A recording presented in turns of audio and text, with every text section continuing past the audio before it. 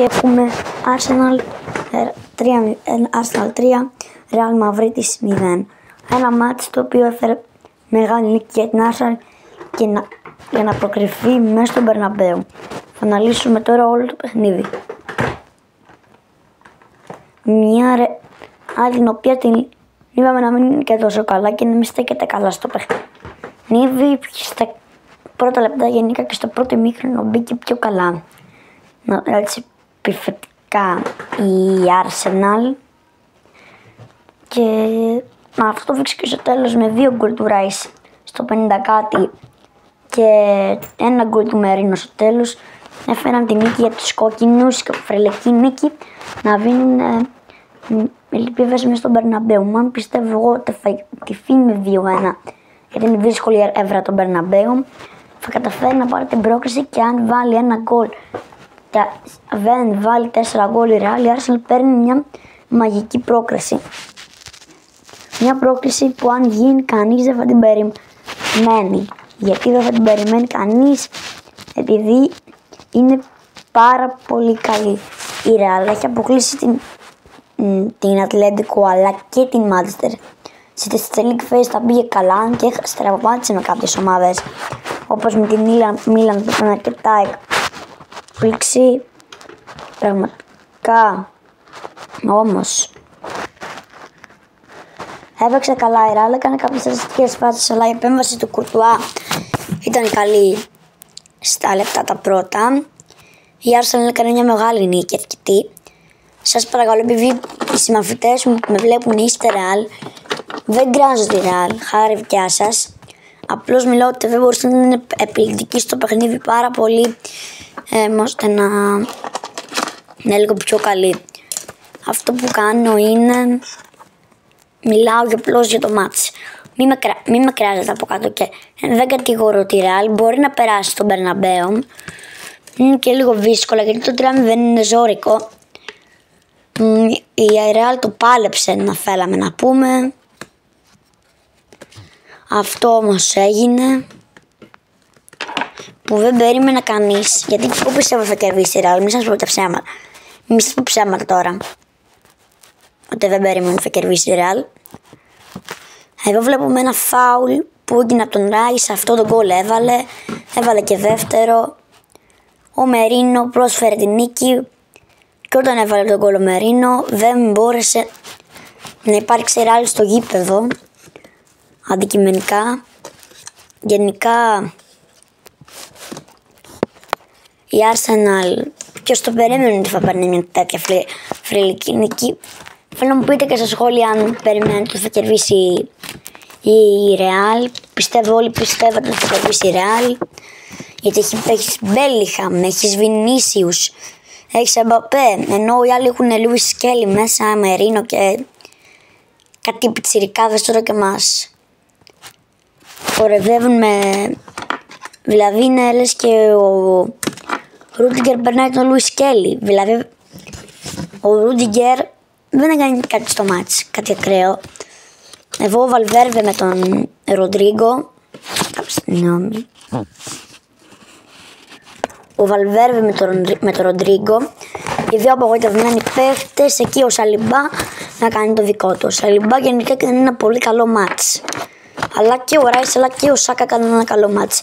Τώρα από τη Real είχαμε και την κόκκινη του Καμαβίγκα. Αλλά επίσης ο Εμπαπέ ήταν αρκετά καλός, αλλά και ο Βινίσιους. Έχασε αρκετές ευκαιρίες η Real, ειδικά στην αρχή. Ο Ράγια ήταν εισάξιος. Πραγματικά φρόντισε καλά την αιστεία του. Το προσευχόταν και στην αρχή του μάτς να μην φάει γκολ. Και αυτό έγινε, δεν έφαγε γκολ. Στο εξής μάτς έχει κάποιους απουσίες η Real, όπως ήταν ο Μιλιτάο, ο Λούνι στο τέρμα και άλλοι πολλοί. Αλλά δεν μπόρεσε να πάρει αυτή την νίκη που σίγουρα ήθελε και μάλλον δεν θα πάρει το τσουλού. Αν πάρει την πρόκριση Arsenal θα παίξει με Παρί ή Αστον Βίλα που φαβορεί είναι η Παρί. Και από την άλλη μεριά έχουμε Bayern Inter 1-2, το άλλο μάτς που είπαμε χθες στο τσουλού. Βλέπουμε και τον Γκάμπριελ, νομίζω Γκάμπριελ είναι. Ο Ο Τίμπερ έπαθε κάτι και κούτσενε στην αρχή. Αλλά και που λέτε έχουμε και Μπαρτσελόνα Ντόρτμουντ σήμερα το βράδυ, το Wings στα Μέγκα. Για όσους δεν ξέρετε, δηλαδή δεν έχετε Κοσμοτέι, Νόβα και κανονική τηλεόραση και θέλετε να βλέπετε μπαλίτσα, υπάρχει το Μέγκα για να βλέπετε Champions League. Συγγνώμη που βγήκα από εδώ.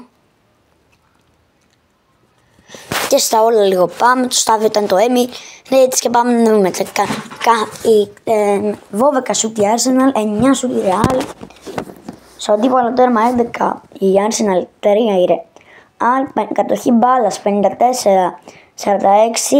πάσες 489-436, δηλαδή μιλάμε τώρα, ήταν καλύτερη Arsenal παρά η Real. Τώρα πάμε να δούμε τις βασικές εντεκάδες των δύο. Η Arsenal κάτω από τα δοκάρια φαίνεται ο Ράγια, ήταν ο Ράγια, ο Τίμπερ, ο Σαλιμπά, ο Κίβιο, ο Λουίς Σκέλι, ο Όντεγκαρτ, Πάρτι, Ράις, Σάκα, Μερίνο και ο Μαρτινέλη. Από αυτούς βγήκε ο Τίμπερ, ο οποίος έπαθε και το μικρό τραυματισμό. Και βγήκε και ο μεγάλος παίκτης Σάκα που να ήταν όχι και MVP. MVP θα μπορούσε να βγει ο Μερίνο για την Arsenal. Θα πούμε παραπάνω Τίμπο Κουρτουά, Αλάμπα που βγήκε αλλαγή. Ο MVP πιστεύω ότι Real ήταν ο Βινίσιους. Άμυνα ήταν ο Ρούντιγκερ. Άμυνα ο Ασένσιο, Βαλβέρβε. Μπέλιχαμ, Καμαβίγκα. Ο Καμαβίγκα πήρε την κόκκινη κάρτα. Δεν ξέρω πώς. Για να πούμε τι φανέλες φοράγανε τώρα. Τις κόκκινες φόραγε η Arsenal, τις γκρι Real. Με φόραγε τις άσπρες γιατί μπορεί να μπερδευτούν. Δεν ξέρουμε τώρα στο Μπερναμπέου τι φανέλες θα φοράει η Arsenal. Μόντριτς, Ροντρίκο στο κέντρο, Βινίσιους και Μπαπέ. Ο μόνος καλός δηλαδή που φανήκε η Real ήταν ο Ασένσιο. Ο Ασένθιο. Ενώ η Arsenal είχε τον Κίβιο, δεν ήταν και τόσο καλός παίχτης. Ο Λουίς Σκέλι, πολύ πιτσιρικάς. Είχε γίνει μια πολύ μεγάλη κόντρα με αυτούς τους δύο, Ασένθιο και Λουίς Σκέλι. Και Μερίνο είχε πιτσιρικά, ήταν ένας πολύ καλός άξιος ο παίκτης ο Μερίνο. Έβλεπαμε να γίνεται πολύ viral όλο αυτό. Πραγματικά ήταν μια θρυλική νίκη που Arsenal έζησε και εύχομαι να το γιόρτασε. Με αυτοί που είναι Real πιστεύουν ότι έχασε δίκαια η Real. Η Arsenal ήταν καλύτερη ομάδα στο γήπεδο. Μπορεί να είναι μια από τις κακές μέρες σε Real. Δεν το ξέρουμε αυτό. Πάντως η Real έλουσε με τη Βαλένθια στη Λα Λίγκα. Η Arsenal στραβοπάτησε και αυτή, συνέβρε της Everton με 1-1. Και πάμε να δούμε το πρόγραμμα της Arsenal. Επόμενη αγωνιστική την έχει το Σάββατο απέναντι στην Brentford 7.30 ώρα. Και μετά παίζει πάλι με τη Real εκτός έδρας με 0-3. Αντί να δείχνει 0-0, το συντηρητικό θα είναι 0-3 το σκορ. Δεν θα είναι όπως το ξέρουμε. Και η Real, και σας δείχνει το πρόγραμμα της Real. Η Real επόμενο μάτς έχει με την Αλαβές. Ναι, καλά ακούσατε. Ένα εύκολο μάτς. Και αν καταφέρει να κερδίσει αυτό, θα έχει ελπίδες και να περάσει την Arsenal, και πολύ δύσκολο μετά από αυτό το 3. Την τριάρα που φάγε. Αυτό το βίντεο εύχομαι να μην κραστείτε. Μην νομίζετε ότι σας κράζω αυτούς που είστε Real, αλλά παραδεχτείτε το ότι η Arsenal είναι την καλύτερη ομάδα στο match. Αυτό το βίντεο, like, subscribe, ή αν θέλετε να κάνετε subscribe, δεν πιέζω. Στόχους τους 100 μέχρι το καλοκαίρι τουλάχιστον, και είναι Απρίλιος τώρα. Σας παρακαλέσω, αν θέλετε μπορείτε να το κάνετε. Αυτά για μένα, από εμένα, τα λέμε. Bye.